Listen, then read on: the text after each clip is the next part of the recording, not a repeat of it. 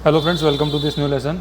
तो जैसा कि हम पॉलिटी की जो मेंस की सीरीज़ है हम पढ़ रहे हैं, तो हमने कल जो है कॉन्स्टिट्यूशन की हिस्ट्री देखी थी।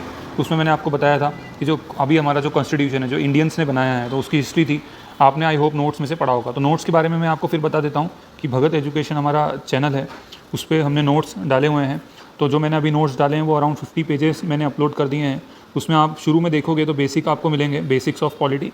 तो उसको आप अभी पढ़ना चाहें तो पढ़ लें, अदरवाइज़ आप उसको स्किप भी कर सकते हो। उसके बाद आपको जो है यूनिट 1 के प्रीवियस ईयर क्वेश्चंस मिलेंगे। उसके बाद आपको जो मैं पढ़ा रहा हूँ, जैसे मैंने आपको अभी फॉर्मेशन ऑफ इंडियन कॉन्स्टिट्यूशन पिछले लेसन में पढ़ाया था, तो वहाँ से आप पढ़ना शुरू करें। तो वहाँ कल हमने क्या क्या देख लिया था प्रीवियस लेसन में। तो मैंने आपको बताया था कि 1895 में जो बाल गंगाधर तिलक जी थे, उन्होंने स्वराज बिल पेश किया था। उसमें कॉन्स्टिट्यूशन के बारे में उन्होंने कहा था। उसके बाद महात्मा गांधी जी थे, उन्होंने अपनी हरिजन मैगजीन में भी कहा था कि कॉन्स्टिट्यूशन जो है वो इंडियंस के द्वारा ही, Indian constitution should be made by Indians only. ठीक है। उसके बाद 1924 में स्वराज पार्टी थी एक, जिसमें CR दास थे, मोतीलाल नेहरू थे। उसने उस पार्टी ने भी कॉन्स्टिट्यूशन की बात कही। 1928 में मैंने आपको बताया था कि एक मोतीलाल नेहरू जी की रिपोर्ट आई थी, उसमें कॉन्स्टिट्यूशन के बारे में कहा गया था। फिर आपका 1934 आप देखोगे तो ये बड़ी इंपॉर्टेंट डेट है, क्योंकि इसमें फर्स्ट फॉर्मल डिमांड हुई कॉन्स्टिट्यूएंट असेंबली की, और ये थे none other than MN Roy, एक कम्युनिस्ट लीडर। 1936 INC का लखनऊ सेशन होता है, तो उस सेशन में भी जो जवाहरलाल नेहरू प्रेसिडेंट थे उस सेशन के, लखनऊ में हुआ था। उसमें कहा गया था कि जो कॉन्स्टिट्यूएंट असेंबली होनी चाहिए इंडिया की, और उसमें एडल्ट सफरेज से सिलेक्शन होना चाहिए कॉन्स्टिट्यूएंट असेंबली के मेंबर्स का। उसके बाद आप देखोगे कि अगस्त ऑफर जो 1940 में आता है, तो उसमें पहली बार अंग्रेज़ों ने ये माना कि हाँ, इंडियंस की कॉन्स्टिट्यूएंट असेंबली होनी चाहिए, और उन्होंने जो इंडियंस को ऑफ़र किया। ठीक। उसके बाद क्रिप्स प्रपोजल में भी ऑफ़र किया गया। क्रिप्स प्रपोजल में फिर वेवल प्लान आया 45 में, उसमें भी ऑफ़र किया गया, पर ये जो प्लान्स थे ये कुछ कारण से एक्सेप्ट नहीं हो पाए। फिर 1946 में आपका एक आता है कैबिनेट मिशन। तो कैबिनेट मिशन ने कैसे गवर्नमेंट, क्योंकि वर्ल्ड वॉर 2 तो ख़त्म हो चुकी थी, और अब ब्रिटिशर्स से इंडिया में उनका रहना इंडियंस ब्रिटिशर्स का बहुत मुश्किल हो गया था। तो कैसे गवर्नमेंट को ट्रांसफ़र करना है, तो वो कैबिनेट मिशन ने जो है बताया, तो वो थोड़ा एक्सेप्ट हो गया। और उसमें जो कॉन्स्टिट्यूएंट असेंबली का जो प्रोविज़न था, उसके हिसाब से भारत की कॉन्स्टिट्यूएंट असेंबली फाइनली बनी। तो हमको जो डिटेल में पढ़ना है वो हम कैबिनेट मिशन पढ़ेंगे। बाय द वे, मैंने अगस्त ऑफर और क्रिप्स प्रपोजल भी नोट्स में डाला है, उसको आप रीड कर सकते हो। आप मॉडर्न हिस्ट्री में भी पढ़ोगे ये सब बाकी। ठीक है। तो कैबिनेट मिशन हम देखते हैं। तो कैबिनेट मिशन जो है 1946 में आया था। उसका पर्पस था कि जो कॉन्स्टिट्यूशनल डेडलॉक है इंडिया में वो सॉल्व कैसे हो, कैसे इंडियंस अपना कॉन्स्टिट्यूशन बनाएं। उसके चेयरमैन थे पैथिक लॉरेंस, और मेंबर्स थे Stafford Cripps and AV Alexander.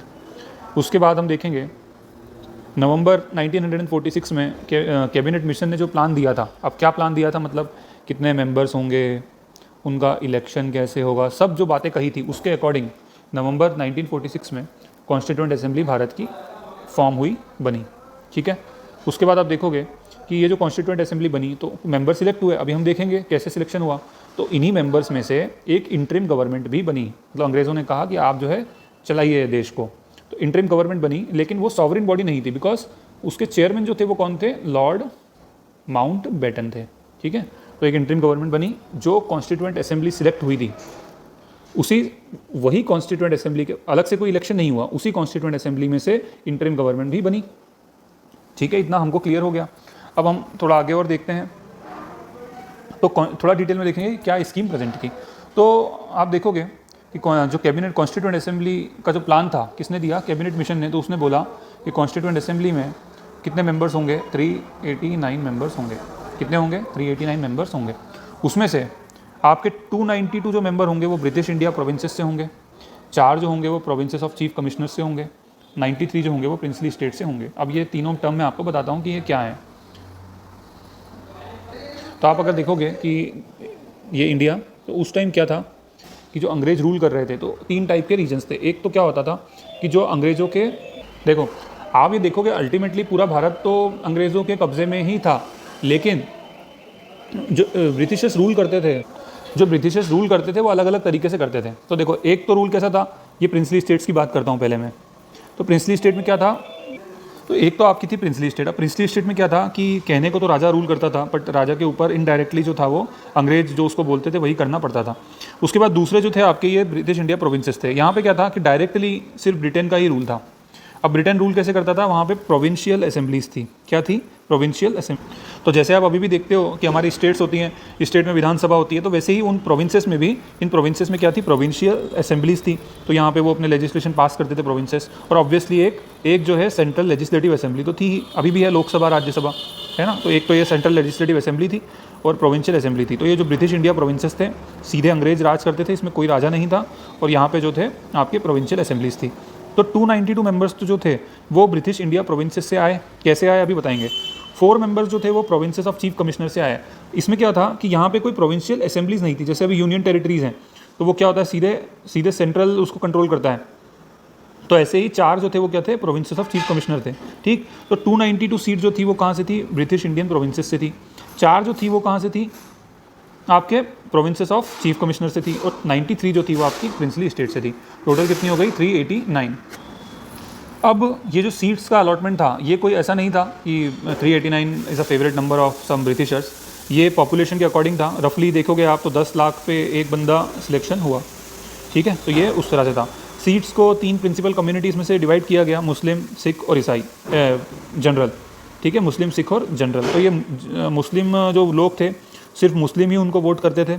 Sikh अपने सिख प्रतिनिधि चुनते थे। और जनरल अलग किया हुआ था, वो मतलब हिंदू या बुद्ध जो भी आ गए उसमें वो आ गए। अब सिलेक्शन होता कैसे था, इलेक्शन कैसे होता था? तो देखो, आप देखोगे कि जब कॉन्स्टिट्यूएंट असेंबली जब हम पढ़ते हैं तो उसमें एक क्रिटिसिज्म बहुत से लोग करते हैं कि कॉन्स्टिट्यूएंट असेंबली डायरेक्टली जो है डायरेक्ट इलेक्शन से सिलेक्ट नहीं हुई। क्या डायरेक्ट इलेक्शन से मतलब ऐसा नहीं था कि भारत की जनता ने वोट दिया और मेंबर्स कॉन्स्टिट्यूएंट असेंबली के आ गए और उन्होंने कॉन्स्टिट्यूशन बनाया।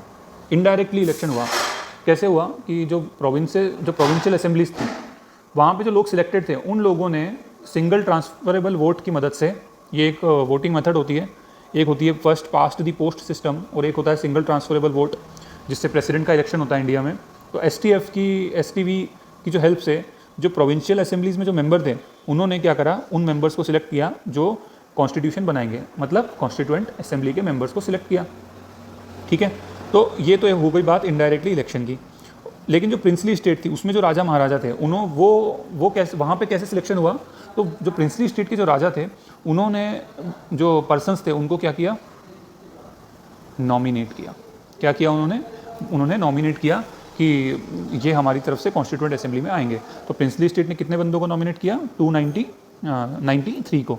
ठीक है, तो 296 हमने अभी पढ़ा ना आपको, 296 प्लस 93 389। ठीक है, तो ये हो गया हमारा। 296 को भी फर्दर डिवाइड करोगे तो 292 प्लस 4। ओके, चलो, तो इसलिए हम बोल सकते हैं कि ये पार्टली इलेक्टेड बॉडी थी और पार्टली नॉमिनेटेड। इलेक्टेड क्यों थी? Because of provinces. और नॉमिनेटेड क्यों थी? Because of princely states.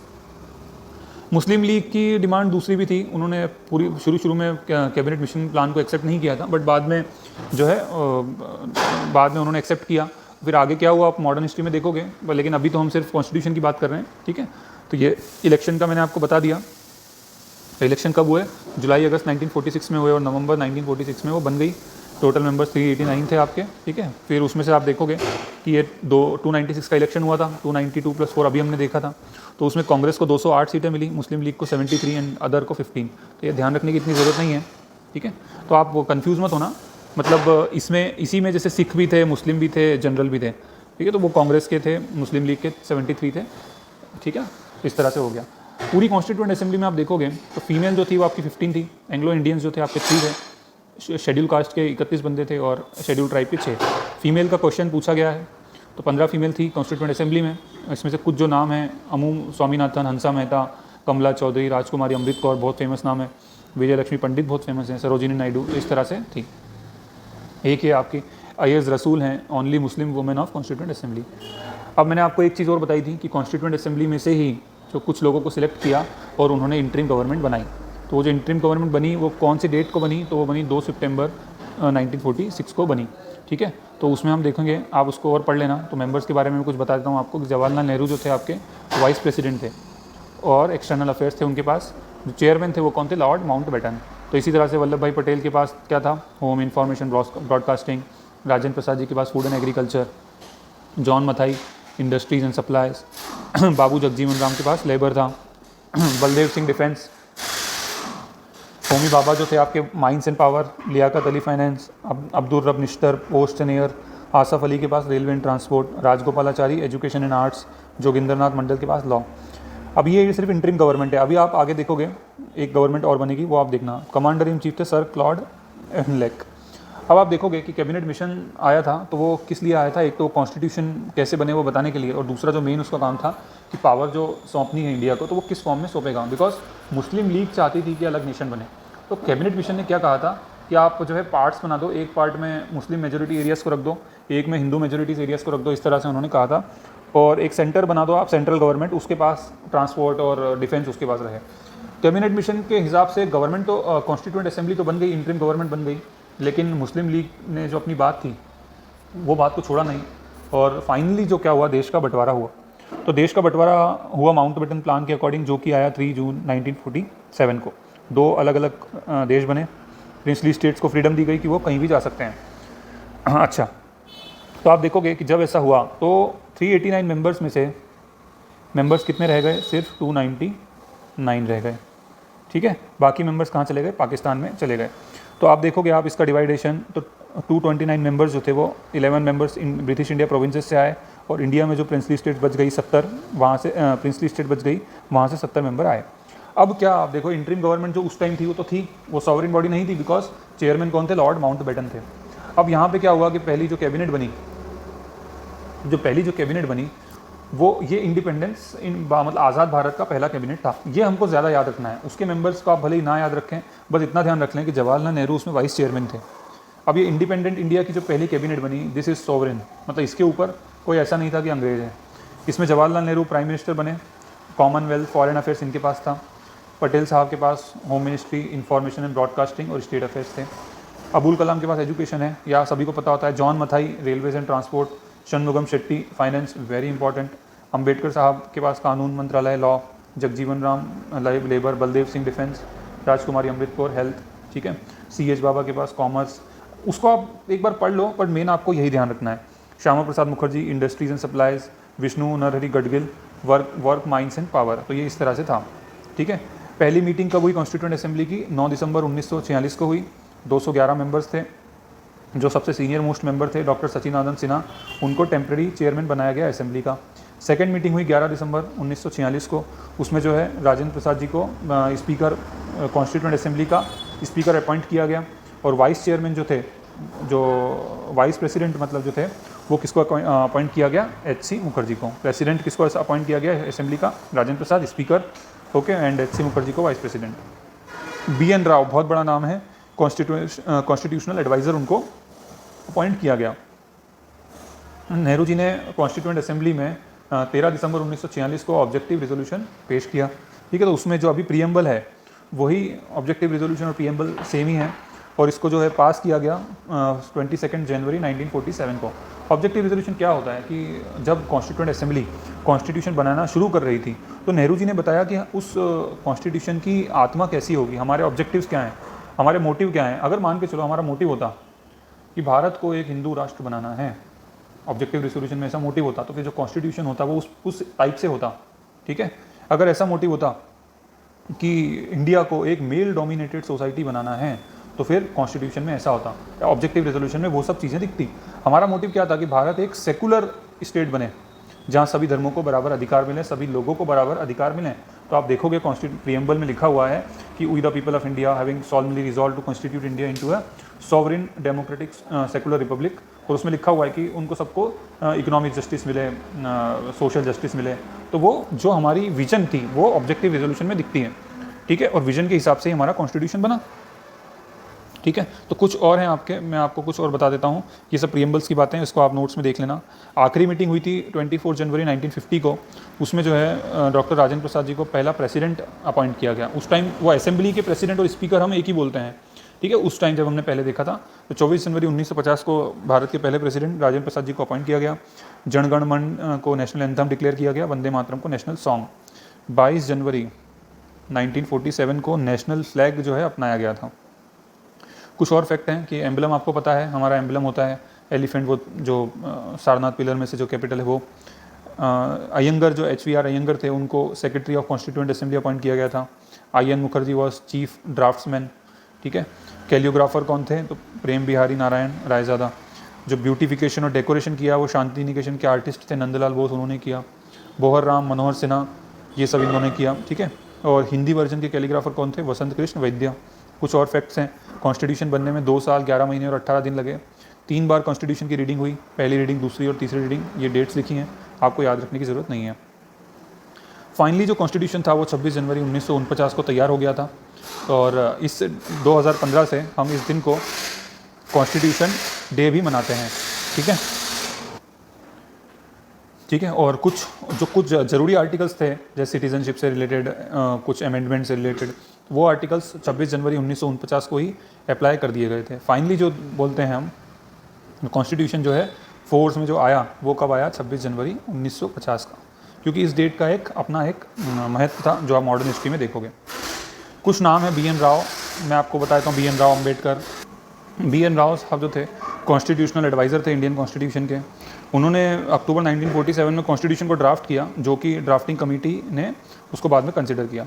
उसके अलावा जो राव साहब थे वो कश्मीर के प्राइम मिनिस्टर भी रहे और बर्मा के जो कॉन्स्टिट्यूशन बनाया था उसमें भी उन्होंने ड्राफ्ट मेकर थे, उनका बहुत बड़ा रोल था। BR अम्बेडकर साहब आप देखोगे तो 14 अप्रैल 1891 को MP महू में इनका, महू जो इंदौर में है वहाँ इनका जन्म हुआ। उसके बाद ड्राफ्टिंग कमेटी के चेयरमैन रहे ये, ओके। और काफ़ी कुछ ऑर्गेनाइजेशन भी इन्होंने बनाई थी। तो अगले लेसन में जो हम देखेंगे वो क्या देखेंगे, हम कमिटीज़ देखेंगे। कैबिनेट मिशन में हमने काफ़ी कुछ पढ़ा, तो क्या पढ़ा हमने कि 389 सीट्स थी पहले, partly elected partly nominated body थी।